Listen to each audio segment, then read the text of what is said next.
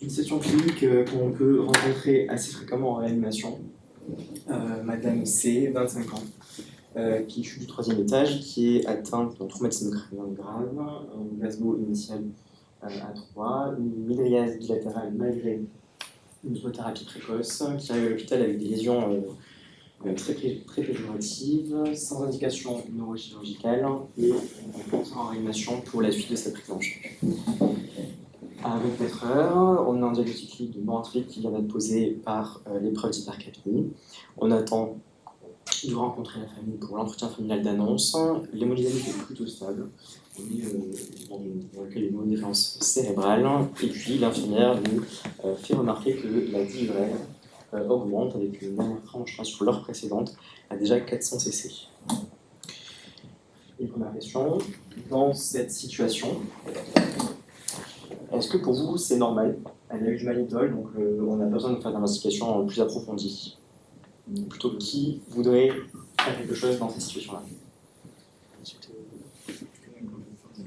Faire quelque chose, c'est-à-dire on n'est pas d'accord avec ça. C'est-à-dire on n'est pas d'accord avec ça, on veut investiguer un peu plus. D'accord? On n'est pas d'accord que c'est normal. On n'est pas d'accord que c'est normal. Vous êtes d'accord avec ça? Ça a l'air globalement pas d'accord. Faut-il mesurer la densité urinaire? Est-ce que vous apportez quelque chose ici? A priori, oui. Plutôt oui. Il faut hochement de tête. Merci. Et faut-il réaliser un ionogramme urinaire et sanguin? Plutôt oui aussi. D'accord. Donc en effet, je suis d'accord avec vous, on va être dans le cas plutôt là d'un diabète insipide qui a une incidence très élevée.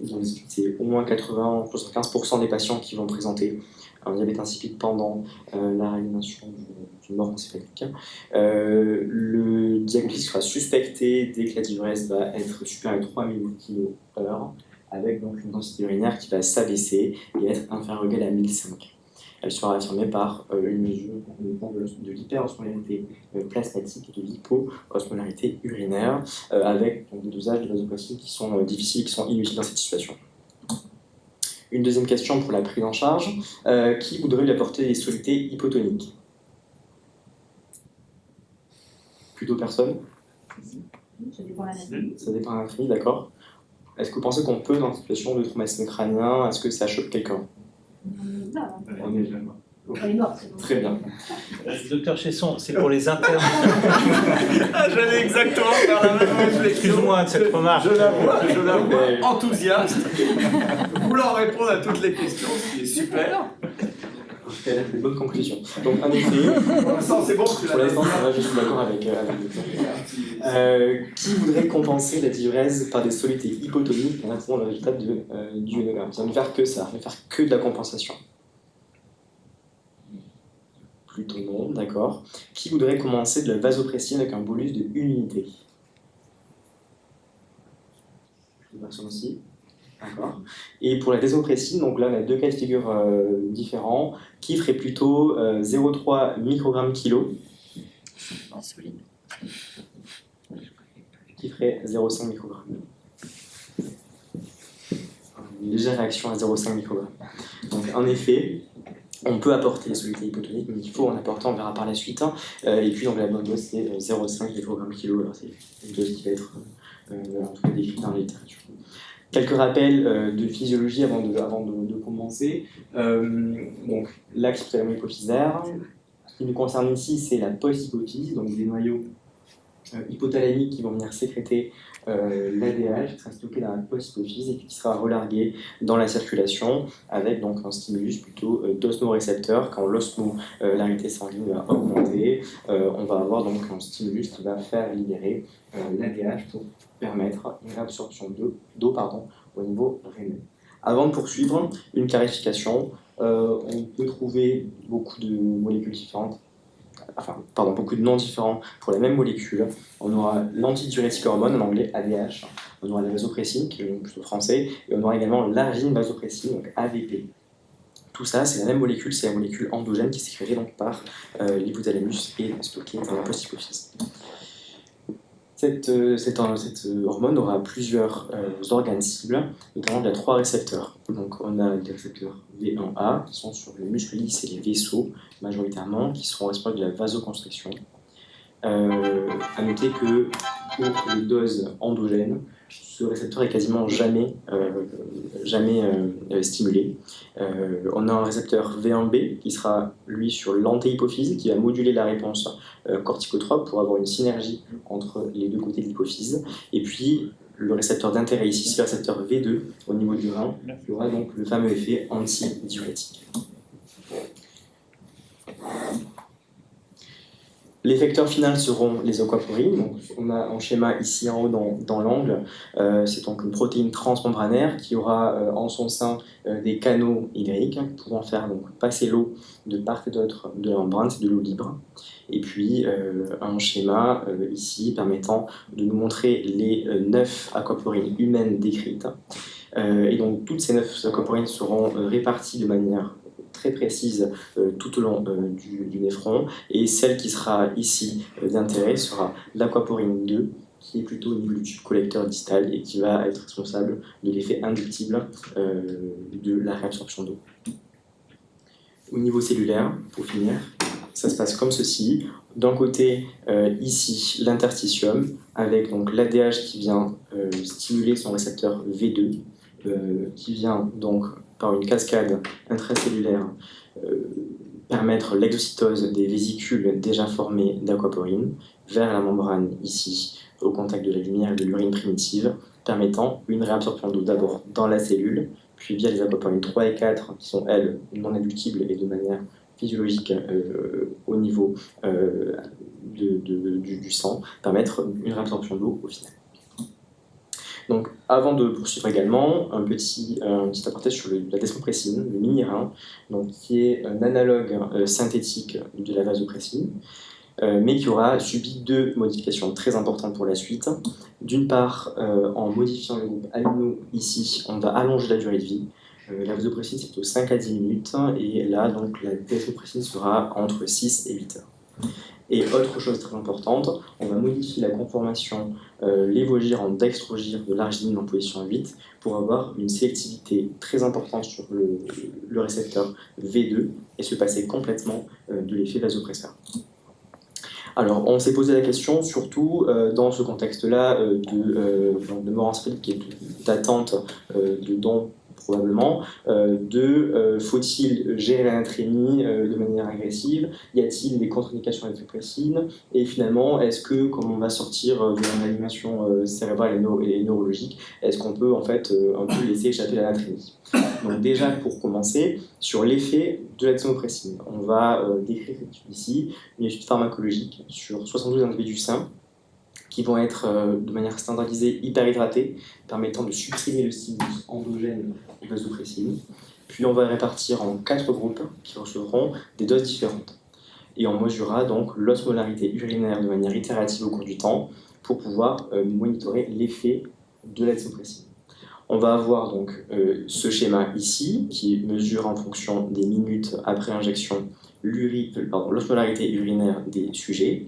On voit bien que dès qu'on va commencer l'injection, l'urine va se concentrer, on va avoir une réabsorption d'eau qui va faire monter l'osmolarité jusqu'à un effet plateau. Donc on voit entre les 2 doses, ici on a reproduit les 2 doses les plus importantes, 0,25 et 0,5 microgrammes injectés aux individus sains.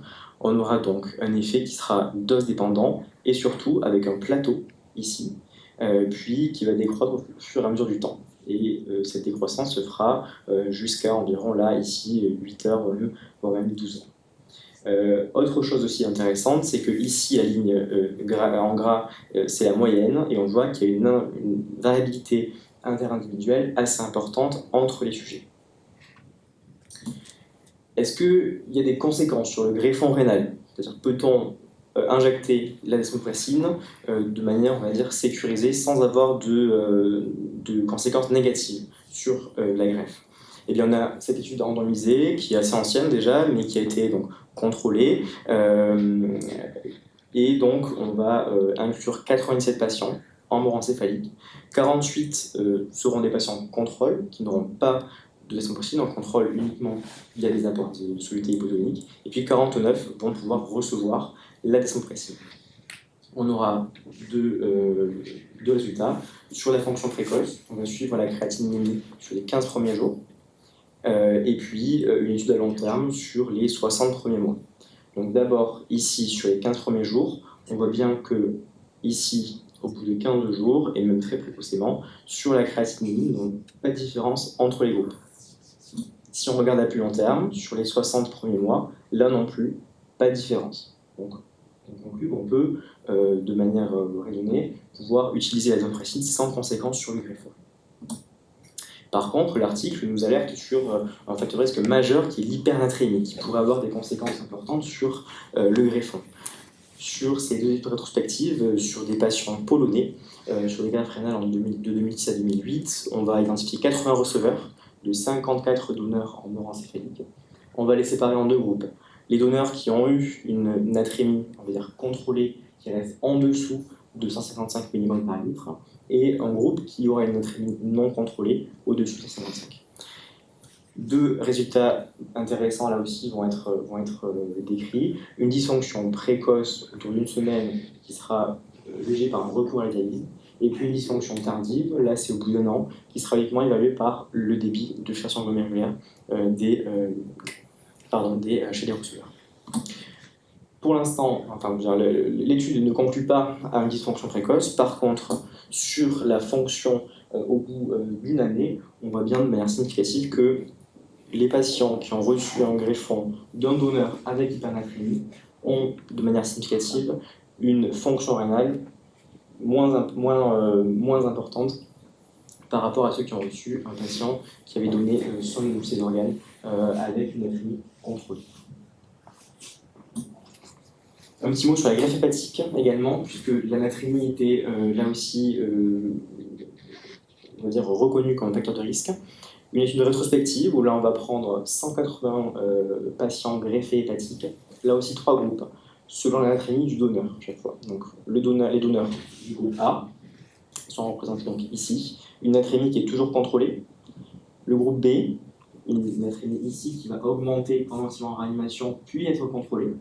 Et le groupe C, où la natrémie n'est jamais contrôlée. D'abord, elle augmente et puis on ne la fera jamais redescendre, elle va rester élevée avant la procédure de prélèvement. Là aussi, deux résultats. Un premier sur la fonction précoce via les enzymes hépatiques, le TP, et un résultat sur, on va dire, la fonction plus tardive avec une perte précoce du greffon définie à 90 jours, soit par la mort du patient, soit par une nécessité de retransplantation. Et bien là, on a donc pour la fonction précoce, en fait, en suivant les jours post-opératoires, on voit bien que là aussi, comme attendu, la natrémie est un facteur de risque de retard de reprise de fonction.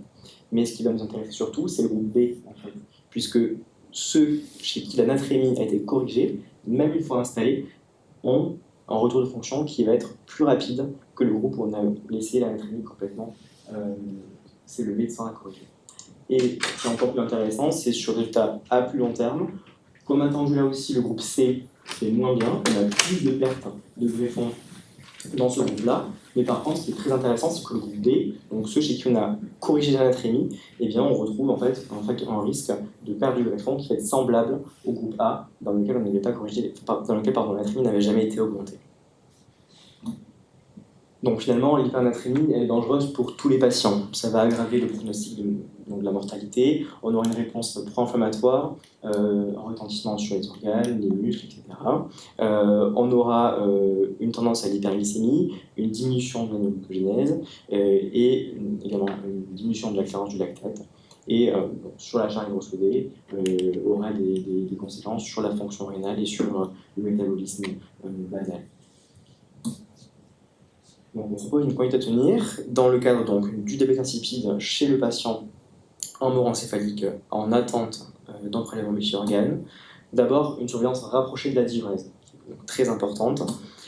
Donc, dès qu'on a une diurèse qui va être autour de 300 ml/h, il faudra monitorer l'intensité urinaire pour s'assurer qu'elle ne baisse pas. Et si elle commence à baisser, il faudra prélever l'ionogramme sanguin et urinaire en demandant l'osmolarité et bien sûr injecter sans attendre les résultats la desmopressine. d'une dose qui va de 0,5 à 1 microgramme, là il n'y a pas vraiment de données pour définir une dose précise. Ce sera donc IVD et à répéter toutes les 12 heures si besoin. Avec une surveillance bien sûr rapprochée de l'anatrémie et une correction, sans hésiter, par soluté hypotonique, IV ou PEROS. Avec en plus un monitorage qui devrait être rapproché de la volémie, du débit cardiaque, l'ETT et le Doppler œsophagien, notamment même si l'anatrémie avait été en fait pour l'instant ignorée et qu'on avait déjà des problèmes d'hypovolémie qui peuvent après donc être des facteurs très péjoratifs pour les receveurs. Un petit mot et déjà des excuses parce que ce diapo n'est déjà plus à jour en fait. La maladie voit disparaître puisque les sociétés savantes d'endocrinologie ont fait savoir en 2020, l'an dernier, qu'ils voulaient changer de nom. Ils avancent deux raisons. D'abord, se rapprocher de la physiopathologie, mais surtout, et c'est assez intéressant, je pense même pour nous, qui l'ont potentiellement voir alors en dehors de la mort encéphalique, mais des patients qui sont suivis pour diabète insipide. En fait, on a quand même beaucoup de confusion et sur cette étude ici, on va en fait faire passer une interview à 1000 patients qui sont atteints de diabète insipide et en fait 87% rapportent que le corps médical a eu fait des confusions avec le diabète sucré surtout, ce qui peut avoir des conséquences assez importantes puisqu'ils ont déjà des glycémies capillaires de manière répétée pour rien et surtout des prescriptions d'insuline aussi avec les dangers d'hypoglycémie, etc. Donc c'est parfait pour dire que ça changera de nom bientôt et on devra dire donc déficit en vasopressin. Donc en conclusion, l'hypernatrémie du donneur c'est un facteur pronostic important pour le receveur également, il ne faut pas l'oublier. Pour la greffe hépatique, on aura des complications précoces et pour la greffe rénale, ce qui est encore plus intéressant et on va dire important, c'est que les complications seront retardées et donc il faut s'astreindre à un contrôle strict de l'anatrémie avant le prélèvement. Merci beaucoup.